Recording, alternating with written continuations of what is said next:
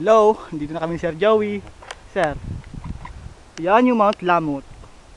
Tapos, Mount Cristobal. Sa likod. Okay.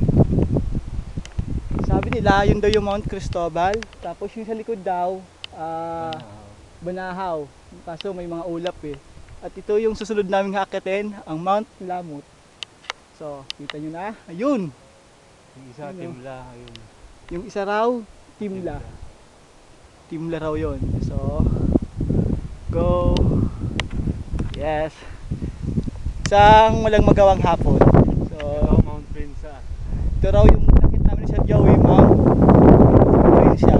Ewan ko kung ba't naging Prinsa to. So, yun ang sabi ni Sir Joey. Barangay Prinsa. Okay. Dahil nasa Barangay Prinsa daw, kaya Mount Prinsa yung nakita namin. So, diretso na uli kami sa taas. So, yun. Medyo malayo pa kami. Yan uli. Mount Cristobal. Sa likod, yung Mount Banahaw. Yung isa, ito yung Mount Lamot. Yan yung next na akitin namin ni na Ma'am Suset. So, abangan na lang natin. Woo! Ayun na. Sayang kasi na-cancel yung akit namin dahil sa bagyo. So, bawi na lang kami next November 17. Yun, next climb, November 17. So, here we come, Mount Lamot. Go! Tara, with Sir Joey.